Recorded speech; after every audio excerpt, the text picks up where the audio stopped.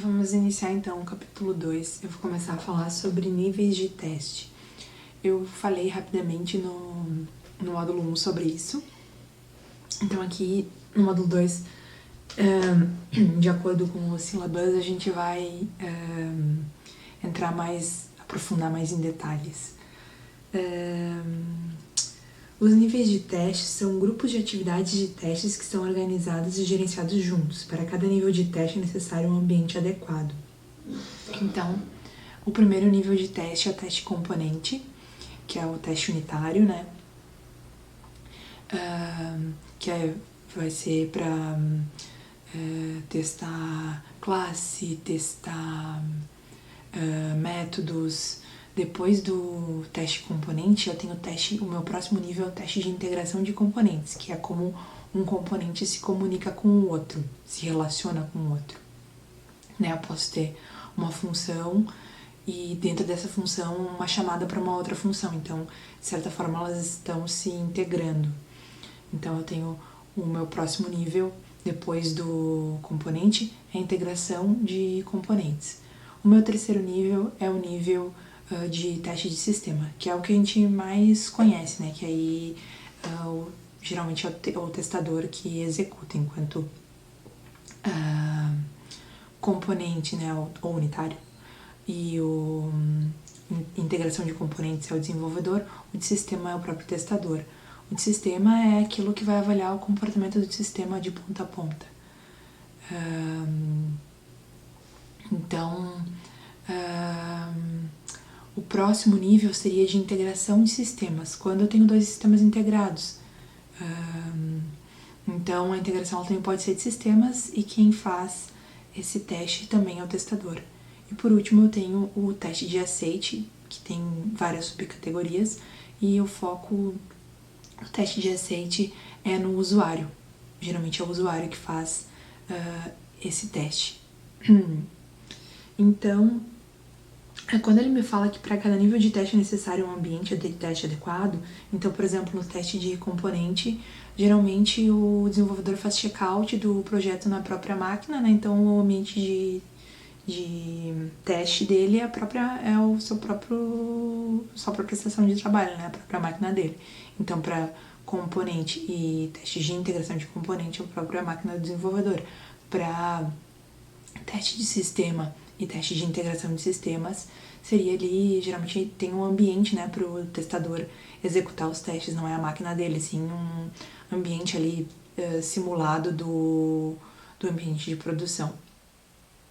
E o teste de aceite, aí vai ser o ambiente do próprio, geralmente o ambiente do próprio cliente, mas daí também depende da categoria de teste de aceite.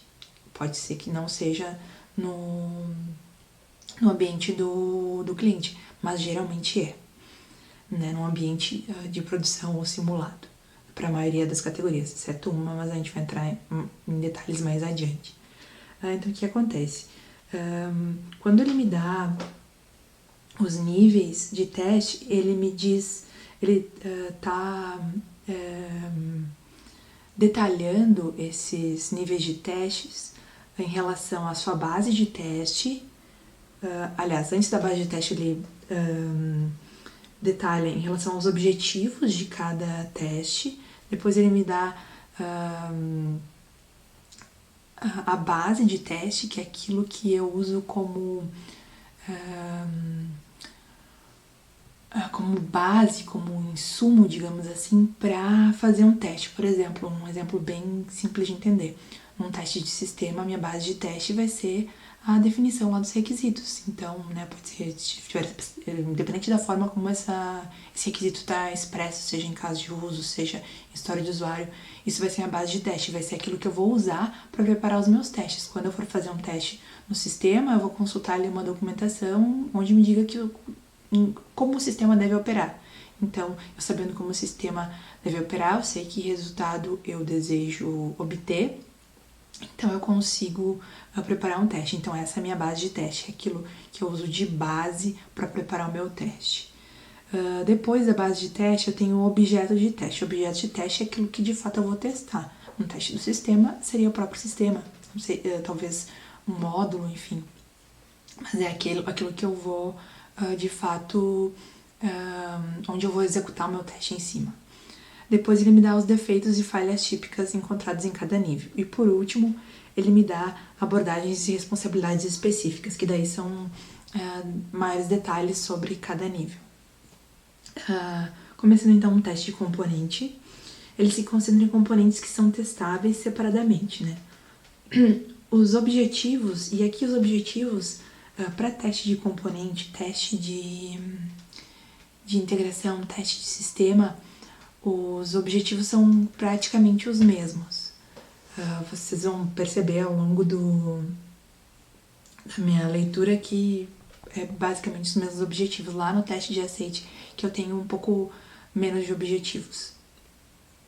Então, objetivos do teste de componente: reduzir risco, verificar o comportamento funcional e não funcional do componente. Como funcional, ele me dá exemplo correção de cálculos. E como não funcional, ele me dá um exemplo de vazamento de memória. Funcional, correção de cálculos poderia ser, por exemplo, eu até acho que eu já dei esse exemplo nos vídeos anteriores, que se eu estiver testando uma função que soma dois números, eu quero um sistema que faça a soma de dois números, uma calculadora, por exemplo. Eu estou testando uma funcionalidade do sistema, né? Estou testando um aspecto funcional do sistema. Então, essa questão Então, eu verifico, né, através de um teste de componente, eu posso verificar, assim, um aspecto funcional. Sobre não funcional, ele cita o exemplo de busca de vazamentos de memória. Aqui, eu não sei se ele está considerando, assim, uma linguagem em que eu tenha que me preocupar com a memória, tipo, uma linguagem baixo nível, tipo C, que tu tem que te preocupar com memória, né? No Java tu não precisa ter essa preocupação que tem lá o garbage collector, então eu acho que é algo nesse sentido que ele quis dizer ao me dar esse exemplo de um comportamento não funcional num componente. Um outro objetivo seria construir confiança na qualidade do componente. Outro objetivo seria encontrar defeitos no componente, né, que a gente viu já lá no módulo 1, que defeito é aquilo que eu encontro em um produto de trabalho, né? Então, no caso aqui, seria um defeito no código, né? Um sinal trocado, um operador incorreto, enfim. E o último objetivo seria evitar que os defeitos se espalhem para os níveis mais altos de teste, ou seja, se esse defeito agora ele só está no código, num componente, eu corrigir no componente, esse defeito ele não vai se propagar para o nível de integração, não vai se propagar para o nível de sistema e nem para o de aceite. Então, eu já mato o defeito mais próximo da sua origem. Na sua origem, ou próximo da sua origem, pode ser que a origem seja a especificação, então eu mataria mais próximo da origem, mas se a origem for o próprio código, eu vou estar matando o defeito na origem mesmo. A base de teste, então, pode ser o projeto detalhado, o código, modelo de dados e especificação de componente. Acho que aqui fica bem fácil essa questão de pensar na especificação de componente como base de teste. Eu tenho uma descrição lá de como o componente deve funcionar, então quando eu for testar ele, eu verifico o que me diz a especificação e elaboro o meu teste. Eu fiquei pensando há algum tempo sobre como que um código seria base de teste. Para mim, no primeiro momento não fez muito sentido eu ter um código como base de teste, assim como objeto de teste, porque vai ser ele que eu vou testar o meu código.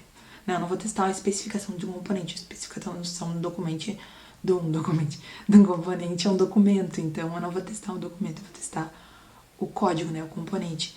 Então, é difícil pensar no código como base de teste, mas eu, conversando com algumas pessoas e explicando sobre como eu não entendia como o código, que era meu objeto de teste, poderia ser base também, no momento que eu fui explicar, eu acabei me dando conta de como que o código pode ser base de teste. O código que seria a base de teste é o seguinte, digamos que eu escrevi lá minha função de soma de 2 números, e aí agora eu quero testar essa função. Então, para testar ela, para elaborar o meu caso de teste para essa função, eu vou usar como base esse código que eu acabei de escrever, essa própria função. Então, eu acredito que seria dessa forma, né? Digamos que eu vou escrever o teste depois de escrever a função. Então, de fato, o meu código ele vai ser base de teste e objeto de teste. Então, eu estou usando ele como base e como objeto. Então, foi uma forma que eu enxerguei de isso ser possível. Objetos de teste. Então, o que eu estou testando de fato? Componentes, unidades ou módulos, estrutura de código e dados, classes, módulos de banco de dados, defeitos e falhas típicas, funcionalidade incorreta, problemas no fluxo de dados, código e lógicas incorretos.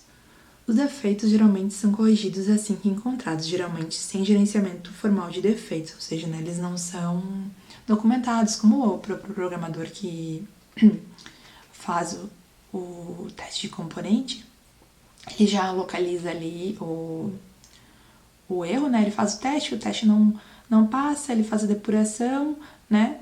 Para identificar onde está para localizar onde está o defeito e fazer a correção, e aí ele já roda o teste de novo, o teste passou, né? Até usando aí um teste automatizado. Então, ele não precisa fazer, geralmente ele não vai registrar que ele achou esse erro, porque ele já fez ali a correção, né?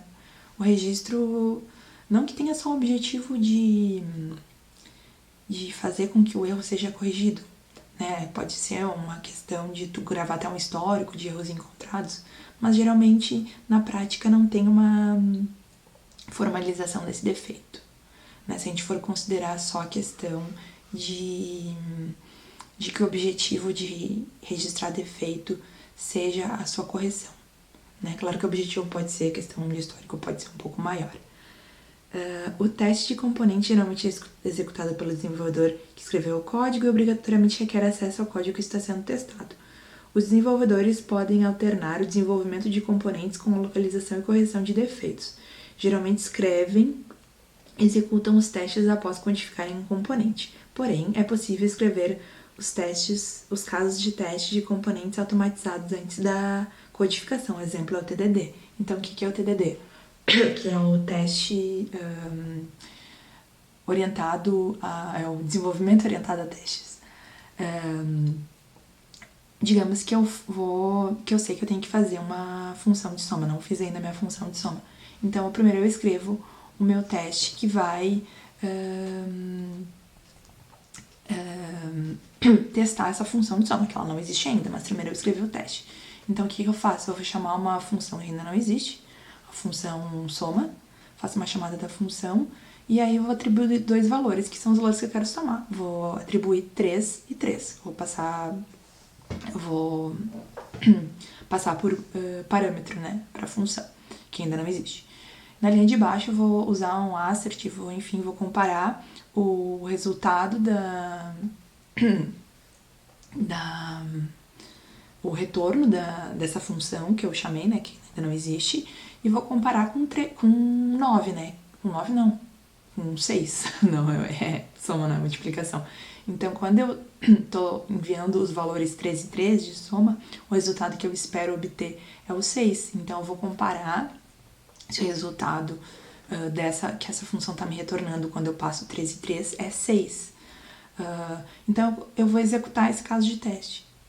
Quando eu vou executar, ele vai falhar, obviamente, porque minha função soma ainda não existe. Então, aí agora eu vou fazer a minha função soma. Quando eu faço minha função soma, eu me preocupo em fazer com que o teste passe. Eu não me preocupo muito assim com boas práticas de código, enfim. O meu objetivo é fazer com que o teste passe. Aí, quando eu fiz a minha função, executei o teste passou, então aí sim eu vou refinar aquela minha função. Então, o TDD seria essa questão. Depois do teste de componente, o próximo nível é o teste de integração. O teste de integração ele pode ser entre componentes ou sistemas, como eu falei antes, né? Então, se for Um teste de integração de componentes, ele vai vir depois do componente. Se for um teste de integração de sistema, ele vai vir depois do sistema. Mas o sílabas, ele me dá... ele trata desses dois assuntos juntos. Teste de integração, daí ele explica que pode ser de componente ou sistema, mas na prática a gente sabe que se for de sistema, ele vai vir lá depois do teste de sistema. Os objetivos são exatamente os mesmos. Objetivos do teste de componente, que é reduzir risco, verificar comportamento funcional e não funcional, construir confiança na qualidade das interfaces. No caso de componente, era construir confiança na qualidade dos componentes, né? Só muda a palavra final, mas os objetivos são exatamente os mesmos. Encontrar defeitos, evitar que defeitos se espalhem para níveis mais altos de teste. A base de teste de um teste de integração, software e modelagem do sistema. Software ficou meio estranho, né? Não sei se quando eu tô integrando os dois sistemas, eu considerar que um dos sistemas seria minha base de teste, não sei, software ficou meio estranho. Software e modelagem de sistema. Diagramas de sequência, acho que aí no diagrama de sequência seria expressa como esses dois componentes, os dois sistemas se comunicam, né? Especificações de interface e protocolo de comunicação, também relacionado em como esses componentes ou sistemas se comunicam. Quando ele fala especificação de interface, não seria a interface gráfica, né? Seria a interface entre um componente e outro, ou um sistema e outro. Casos de uso, se eu não me engano, um ator, ele pode ser, ele não é necessariamente uma pessoa, né? Ele pode ser um sistema, por exemplo. Então eu poderia também expressar através de um caso de uso a interação entre dois sistemas ou dois componentes. Arquitetura no nível de componente ou sistema. Fluxos de trabalho, definições de interface externa, né? Então acho que seria definições de interface externa quando eu tô integrando aí o meu sistema com um sistema que não fui eu que fiz, sei lá, tô fazendo uma integração, por exemplo, do meu sistema com o site com o sistema dos Correios. Quando eu vou preencher um cadastro, pede meu CEP, e aí eu digito o CEP. E aí eu digitei o CEP e aí começa a tirar ali né, começa a processar, e em seguida os campos de rua, cidade e estado são preenchidos. O que aconteceu? Assim que eu preenchi o CEP, foi enviado o meu CEP lá para a API dos Correios, e os Correios me devolveu para o meu sistema a rua que eu moro, a cidade e o estado. Então, acho que isso seria a definição de interface externa, né? O que essa API aceita, o que ela quer como dado, que eu mande para ela, e o que ela pode me retornar. Não adianta eu querer que os Correios me deem, sei lá, o número da casa, né? Através do meu CEP, eles só sabem a rua. Até sabem uma faixa de números, né? Mas não sabem o número exato. Então não adianta eu querer ter uma informação de uma API que não me fornece aquela informação. Então eu tenho que saber bem os dados que eu preciso passar, porque eu tenho que passar dados em que eles possam me fornecer informações, e eu também tenho que saber que informações que eu posso obter deles. E também tem questões que eu vou ter interfaces que não são externas, né? Que não são de terceiros. Eu posso ter um sistema que eu mesmo desenvolvi, que tem uma versão web e mobile, e elas vão ter aí uma API para que se comunique quando for fazer uma sincronização no meu dispositivo, por exemplo, para que isso vá para a nuvem e esteja lá no meu sistema web e mobile, né? Que isso vá do meu sistema, seja compartilhado entre o meu sistema mobile e web. Os objetos de teste, subsistemas, então, né, um sistema dentro do outro, banco de dados, infraestrutura, não entendi muito bem infraestrutura, interfaces, que seria essa questão que eu acabei de explicar, né, API, interface, acho que meio que se equivalem. Microserviços eu tive dando uma olhada para tentar entender o que era, isso eu não tinha um conhecimento prévio. E aí, pelo que eu pesquisei, estudei, é uma arquitetura, é uma forma de tu construir o sistema. Tu quebra a tua aplicação em várias aplicações menores, que seriam os serviços. Então, em vez de tu ter um código que eles chamam de monolítico, que é um códigozão, tu tem códigozinhos. Acho que é mais ou menos isso. Então, tu pode ter... então, tu tem o teu sistema todo quebrado em pequenas partes.